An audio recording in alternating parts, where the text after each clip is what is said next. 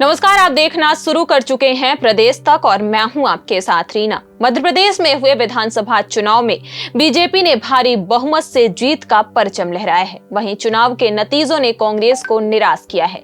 दोनों ही पार्टियां पूरे दमखल से चुनावी मैदान में उतरी थी, लेकिन जनता ने बीजेपी को चुना। बीजेपी की इस जीत का श्रेय प्रधानमंत्री नरेंद्र मोदी की प्रदेश में हुई जनसभाओं को दिया जा रहा है। दरअसल पीएम मोदी ने एमपी में बीजेपी की जीत सुनिश्चित करने के लिए 12 दिन में 14 सभाएं और इंदौर में एक रोड शो किया। वहीं बीजेपी को विधानसभा चुनाव में इसका पूरा लाभ भी मिला है। प्रधानमंत्री ने जिन 16 जिलों में जनसभाएं और रोड शो किया, वहां की कुल 77 सीटों में से 57 पर बीजेपी उम्मीदवार अच्छे मतों से जीते हैं।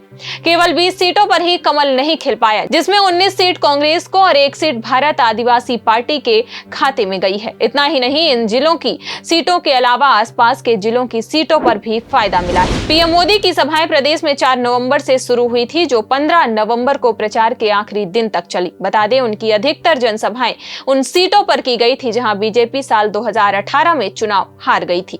यह लगातार हारती आ रही। इसी कड़ी में आगे बात करें तो मालवा क्षेत्र में पिछले चुनाव में पार्टी कमजोर रही। यही वजह है कि यहां पीएम मोदी ने ज्यादा सभाएं की। बता दें कि मालवा अंचल की 50 सीटों में से बीजेपी इस बार 37 सीटों पर जीती है। वहीं इसी अंचल से जुड़े निमाड़ क्षेत्र की 16 में से 10 सीटें बीजेपी के खेमे में आई हैं। प्रधानमंत्री मोदी ने रतलाम में भी सभा की और यहां की सभी 4 सीटों पर बीजेपी ने कब्जा किया है। इसी तरह जनसभा वाले जिले मंदसौर की 4 में से 3, खंडवा की सभी 4, सिवनी की 7 में से 2, सीधी की 4 में से 3, दमोह की सभी 4 और गुना की 4 में से 2 सीटें बीजेपी के हिस्से में आई हैं। इसके अलावा मुरैना की 6 में से 3, सतना की 7 में से 5, छतरपुर की 6 में से 5, नीमच की 4 में से 3, बड़वानी की 4 में से 1, वहीं बैतूल की सभी 5, इंदौर की सभी 9, शाजापुर की तीनों और झाबुआ जिले की 3 में से 1 सीट पर बीजेपी को जीत मिली है। कुल मिलाकर देखा जाए तो मध्य प्रदेश के विधानसभा चुनाव में प्रधानमंत्री मोदी का मैजिक जमकर चला और पीएम मोदी जनता को साधने में कामयाब रहे।